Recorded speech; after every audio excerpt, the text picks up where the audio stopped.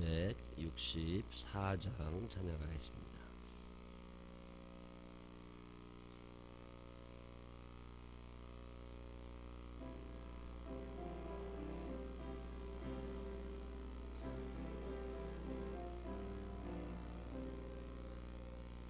정결하게 하는 셈이 나의 앞에 있도다. 성령께서 권고하신 죄 씻으라 하시네.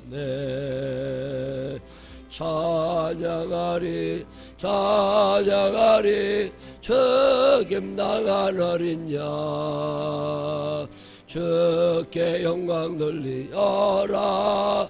우리 죄를 씻어주셨네. 나의 가는 길이 좁고 내 뜻대로 안 돼도 모든 욕심 다 버리고 주만 따라가겠네. 찬양하리 찬양하리 적김당한 어린 양, 주께 영광 돌리어라. 우리 죄를 씻어주셨네. 나의 마음 제단 위에 불길같이 타올라 영원토록 찬양하며 주께 영광 돌리네. 찬양하리 찬양하리 적임당한 어린 양, 주께 영광 돌리어라. 우리 죄를 씻어주셨네. 한량없는 주의 은혜 나를 용서하셨네. 내가 지은 모든 죄와 허물 용서하셨네. 찬양하리 찬양하리 적임당한 어린 양, 주께 영광 돌리어라. 우리 죄를 씻어주셨네. 성부 하나님께 영광, 성자 예수께 영광, 성령님께 크신 영광 모두 들려드리세. 찬양하리 찬양하리 적임당한 어린 양, 주께 영광 돌리어라. 우리 죄를 씻어주셨네. 아멘. 사도신경으로 신앙 고백하겠습니다.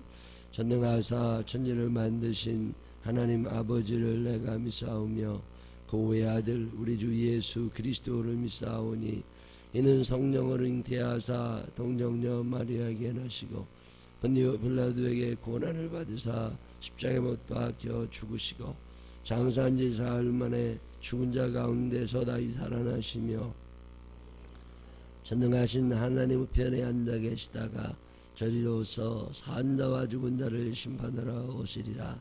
성령을 믿사오며 거룩한 공회와 성도가 조력통하는 것과 죄를 사해주시는 것과 몸이 다시 사는 것과 영원히 사는 것을 믿사옵나이다.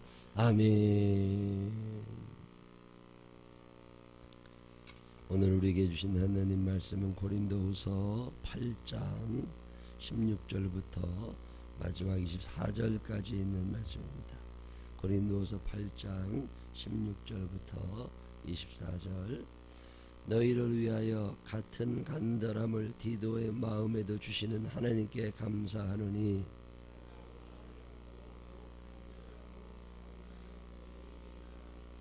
또 그와 함께 그 형제를 보내었으니 이 사람은 복음으로서 모든 교회에서 칭찬을 받는 자요.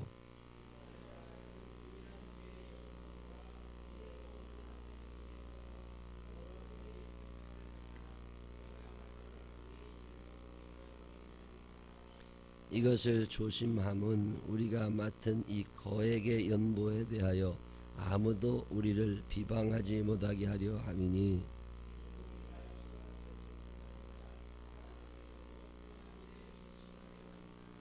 또 그들과 함께 우리의 한 형제를 보내었느니 우리는 그가 여러 가지 일에 간절한 것을 여러 번 확인하였거니와 이제 그가 너희를 크게 믿음으로 더욱 간절하니라.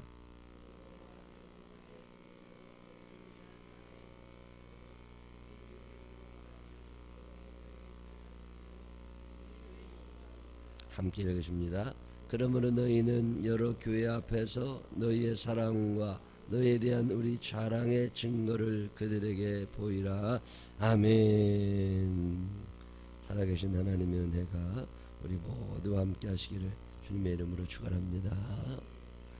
새벽 기도하기 참 좋은 계절입니다. 저녁에 조금 일찍 주무시고 아침에 일어나서 눈을 뜨고 하나님을 생각한다고 하는 것은 대단히 의미 있는 일입니다. 옛날 수도사들이 쓴 글을 이렇게 보니까 하나님이 너무 좋았대요. 하나님을 사랑하게 됐고 하나님을 보고 하나님 감사합니다. 생명을 주신 것도 감사하고 건강하게 살게 해주셔서 감사합니다. 그리고 아침에 눈을 뜨고 제일 먼저 하나님 앞에 감사 고백을 하고 싶었답니다. 그래서 이 사람이 눈을 뜨고서 하나님 감사합니다 그러려고 그러는데 새가 울더래요. 새도 아침에 하나님께 감사하다고 하는구나 이 생각이 들더래요. 그러면서 새가 나보다 더 훌륭하다 그런 글을 읽어본 적이 있습니다. 아침에 눈을 뜨고 하나님을 생각할 수 있다고 하는 것 자체가 얼마나 신앙인으로서 의미 있는 일인지 모릅니다.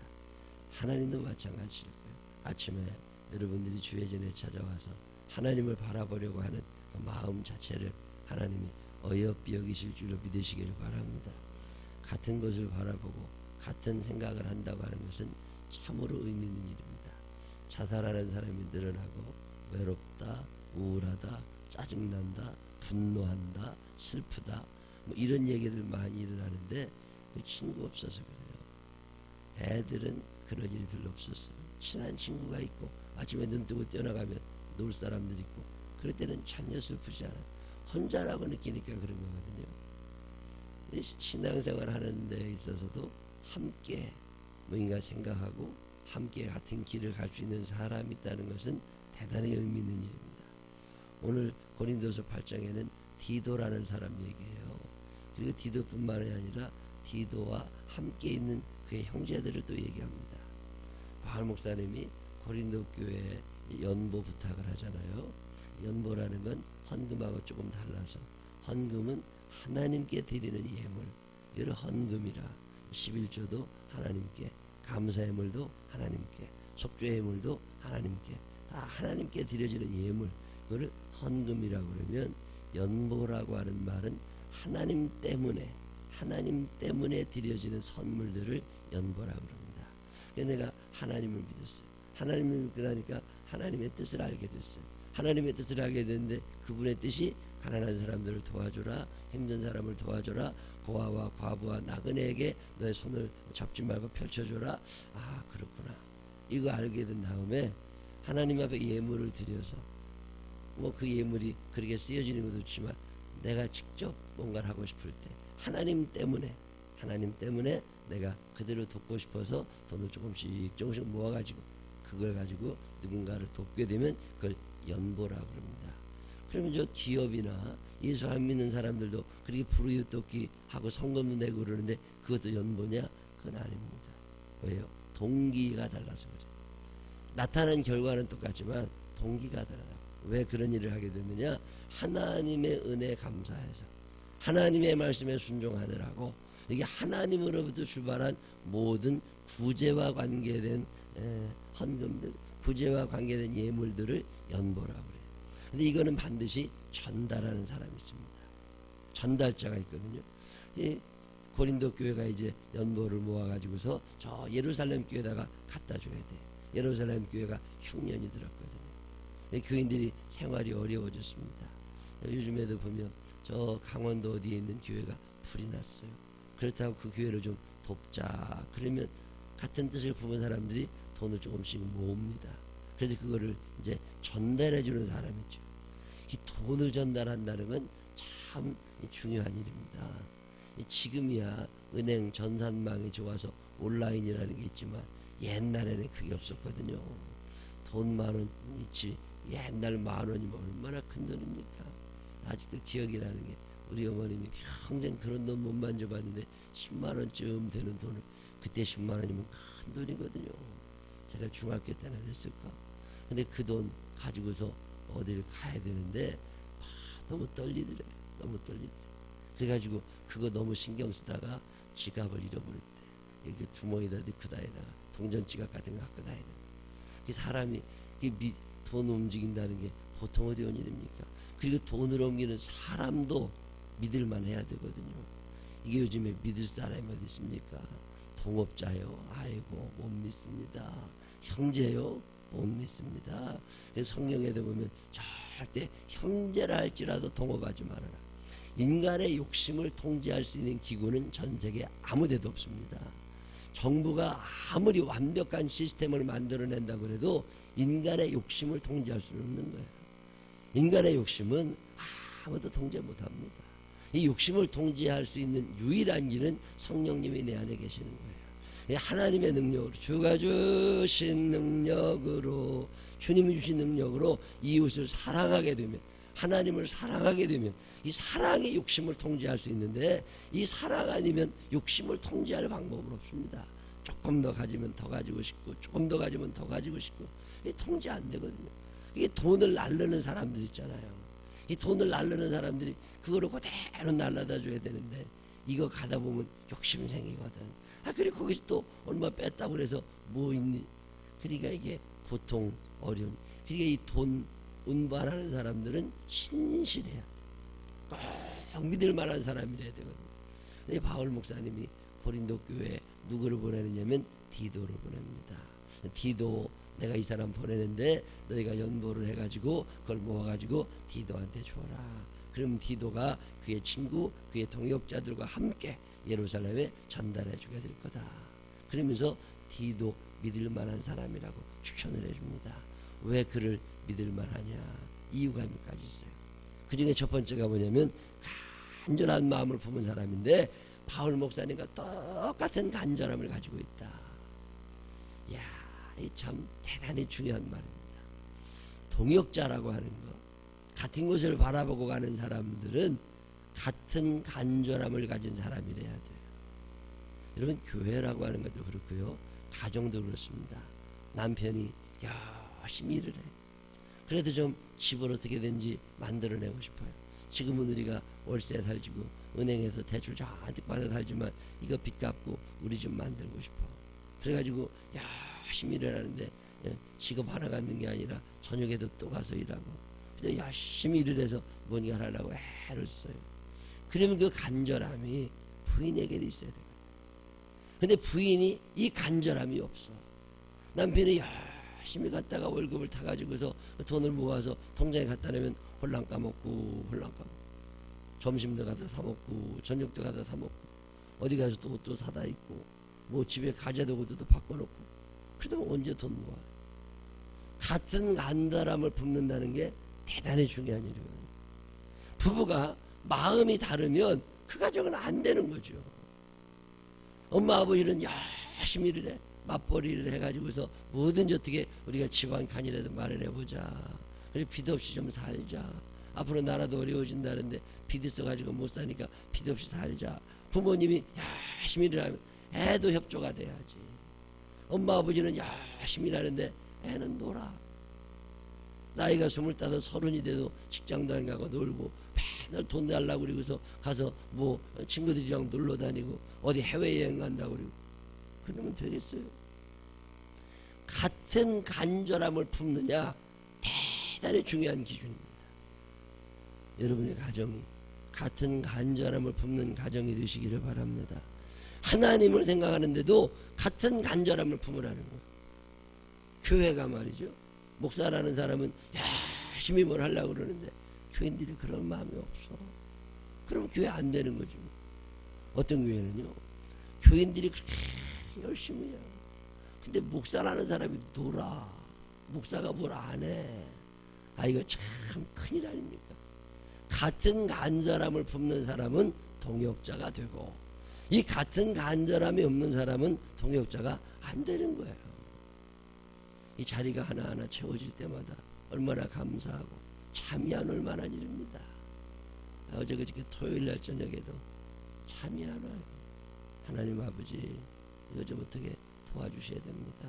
우리 교회가 주일날 한 500명이 함 출석해서 예배 드렸으면 좋겠습니다. 저녁에 늦은 시간에 동네를 좀 돌아다녔어. 그래도 우리 교인들 몇 명 만났어. 밤에 안 자고 돌아다니는 사람 꽤 되더만요. 간절한 마음이 있습니다. 잠도 안 온다니까. 부모의 마음이 자녀에게 전해지고, 그 자녀의 마음이 또 형제에게 전해지고, 그리고 같은 마음을 품으면 그게 동역자라는 거예요. 전도를 하러 나간단 말이죠. 주일날 1시에 우리가 장적에 가서 주보를 나눠주고 전도지를 나눠주고, 그래 전도하자. 그거 한다가 못해나. 그래도 한번 가서 우리가 하나님 한 영혼을 구원하고 싶습니다. 그런 간절한 마음을 가지고, 그리고 내가 전도해야지. 똑같이 전도지를 나눠주는 일이지만 그 마음의 간절함이 얼마나 되는지를 하나님이 아신다는 거예요. 간절함만, 하나님 저 사람이 전도지를 안 받아가지만 언젠간 예수 꼭 믿게 해주십시오. 하나님 전도지를 받아가는 저 사람들 축복하시고, 하나님 저 사람들이 예수 꼭 믿고 구원받게 해주십시오. 이 간절한 마음이 바울 목사님에게 있었던 이 마음이 디도에게도 있고, 그 디도에게 있었던 마음이 오늘 우리에게 있다면 그 2000년 전에 일어났던 역사는 오늘 우리에게도 일어난단 말이에요. 근데 이 간절함이 없는 거예요. 아이씨, 이거 뭐 한다고 내가 하라니까 하고 저 장로님이 가자니까 하는, 이거 한다고 뭔 일이 일어나나? 이러고 전도하면 뭔 역사가 일어나겠어요? 전도지를 들고 나갈 때마다 간절한 마음으로 기도하고, 토스트 전도한다고 토스트를 만들어 구울 때마다 그 마음의 간절함을 하나님이 받으시는 거거든요. 하나님이 우리에게 요구하시는 것은 이 마음의 간절함이요. 샌드위치를 하나 만들고 뭐를 하나 포장을 하고 전도하려고 커피 하나를 담고 이럴 때마다 그 마음의 간절함을 가지고, 예수님이라면 어떤 마음을 가지고 이걸 하셨을까? 그 간절함. 이 간절함이 동역자냐 아니냐를 구분하는 기준이라는 거야. 여러분이 동역자가 있어요? 아니면 여러분이 누군가의 동역자 있습니까? 이게 회장도 해봐야 된다고 그러잖아요. 그 회장도 해봐야 그 마음 알아. 그래서 하다못해 동호회 회장이라도 해보면 그 마음 압니다. 그거 몰라요. 딸들이 엄마 마음을 아느냐? 모릅니다. 언제쯤 엄마 마음을 알아요? 자기가 결혼해서 자기 같은 딸 낳아가지고 그 나이 돼보면 알아. 그래야 속 썩어 봐야 안다니까. 그 간절함을 누가 알아? 모릅니다. 공부 좀 해라. 안 하지. 텔레비전 그만 봐라. 핸드폰 좀 그만하라. 모르지요. 나중에 저 같은 딸 낳아서 속 썩어 봐야 안다니까. 그 간절함을 어떻게 알아요? 하나님의 그 간절한 마음, 그 한 영혼 한 영혼이 향한 간절한 마음, 사람을 강권하여 데려다가 내 집을 채워라. 예수님이 그렇게 강요하시는 분 아니거든요. 예수님은요, 누굴 강요하거나 억지 부리는 분이 아닙니다. 근데 전도하는 일에 대해서만은 사람을 강권하여 데려다가 내 집을 제발 채워라.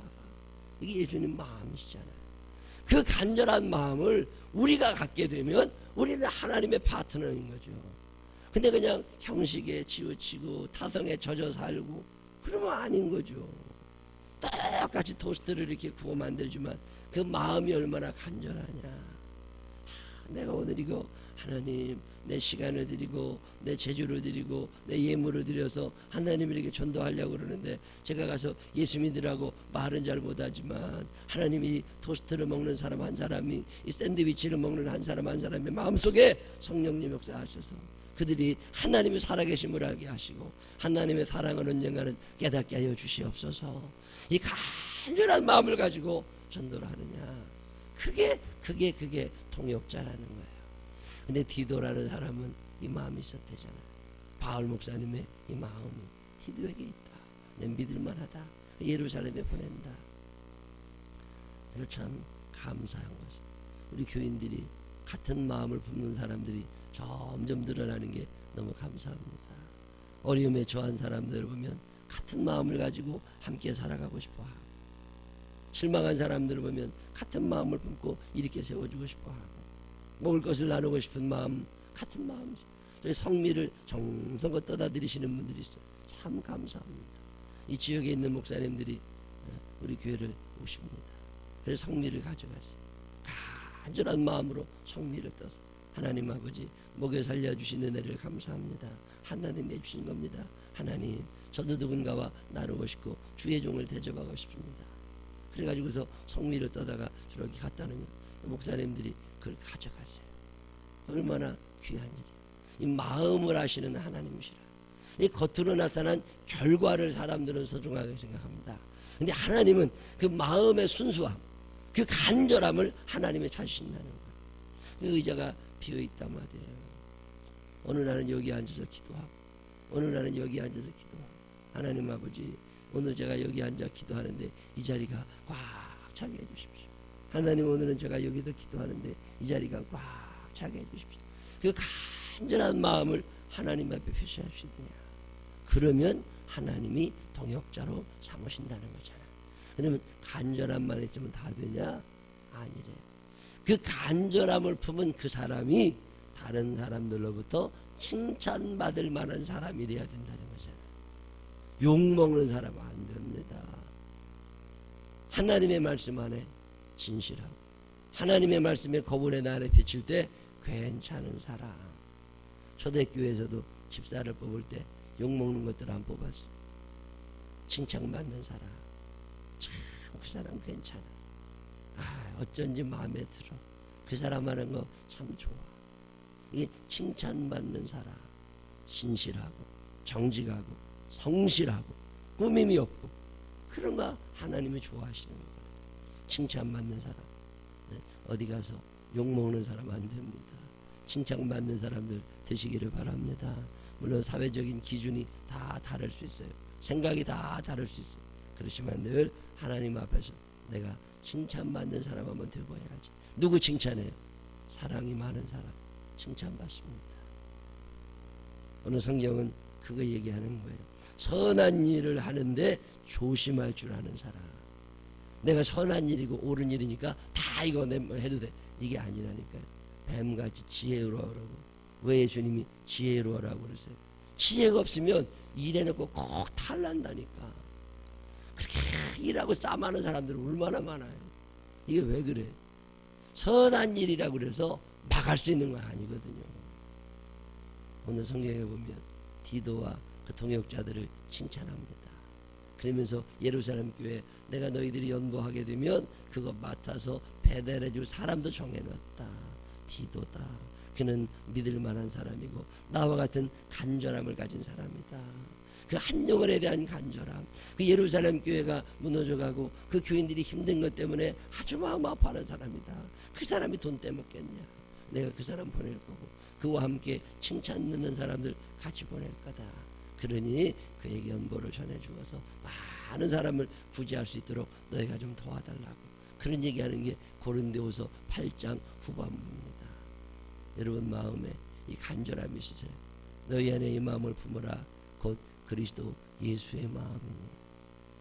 예수 믿는 사람들은요, 예수님 닮아가는 거예요. 그 한 영혼을 향한 간절한 마음, 그가 온전히 서기를 간절히 바라는 마음, 그 마음은 하나님이 받아주십니다. 오늘은 아닐지 몰라, 내일은 아닐지 몰라. 그래도 하나님은 그 마음을 외면하지 않으십니다. 저는 여러분들이 영혼 구원에 대한 간절함이 있었으면 좋겠습니다.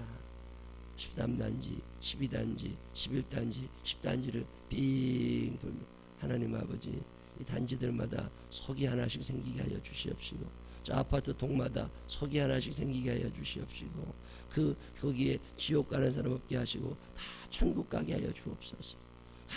간절한 마음을 품고 거기를 돌아다니면서 기도하면 하나님이 왜 안 들어주시냔 말이에요. 차를 타고 한 바퀴 삐 돌면서 하나님 아버지, 여기에 예수 믿는 사람이 늘어나게 하여 주옵소서. 눈물이 핑돌 만큼 간절한 마음으로 하나님 우리 식구들 한 사람도 지옥 가지 않게 해 주시고, 하나님 저 옆집에 사는 사람 지옥 가지 않게 하시고, 하나님 예수 잘 믿다가 천국에도 큰 상급 받게 하여 주옵소서. 이 간절함이 여러분에게 있느냐 말이죠. 하나님이 찾으시는 사람은 그런 사람입니다. 간절함 때문에 하나님께 나와 기도하게 되고, 오늘 성경은 우리에게 디도라는 동역자를 소개하면서 그렇게 합니다. 같은 간절함을 품은 사람이다. 여러분 살면서 예수님의 이 마음을 그대로 닮아가서 같은 간절함을 가지고 하나님을 사랑하고 교회를 사랑하고 이웃을 사랑하며 살아갈 수 있는 믿음의 사람들이 되시기를 주님의 이름으로 축원합니다. 기도하십시다. 하나님 아버지, 남이 어찌 되든 말든 나만 하면 되지 뭐, 이런 사람이 또 얼마나 많습니까? 엄마 아버지야 고생을 하시든 말든 나만 편하면 되지, 이런 자식들은 또 얼마나 많습니까? 에이, 돈이야 남편이 벌어오는 거지, 내가 다 쓰면 되지, 이런 여자들은 또 얼마나 많습니까? 하나님 아버지, 교회 조그마한 교회 하나에도 간절한 사람들이 많아야 되는데, 같은 것을 바라다 보며 같은 마음을 품어야 되는데, 왜 우리는 아직도 고집이 남아있고 무지가 남아있고, 하나님 아버지 욕심이 사라지질 않아서 늘 다툼이 있고 갈등이 있습니다. 오늘 말씀을 듣습니다. 돈을 맡길 만큼 믿을 만한 사람이 우리에게 있습니까? 같은 간절함을 가지고 하나님의 나라를 꿈꾸는 사람이 우리에게 있습니까? 하나님, 내가 바로 그 사람이 되게 하여 주시옵소서. 예수님의 마음을 품고 영혼을 사랑하고 교회를 사랑하는 사람 되게 하여 주시옵소서. 이 새벽에 주의 전에 나와 엎드려서 주의 도우심을 간구하는 이들이 있습니다. 하나님을 사랑합니다. 하나님의 은혜, 하나님의 사랑 안에 살아가고 싶은 당신의 자녀들 기억하여 주시옵시고, 그 간절한 마음 하나님이 받으셔서 하나님의 나라가 앞당겨지게 하여 주시옵시고, 구원받는 자의 수가 더하여지게 하여 주옵소서. 이 한 주간의 삶도 주님과 함께 하기를 원하오니 예수님 거룩하신 이름으로 기도드렸습니다. 아멘.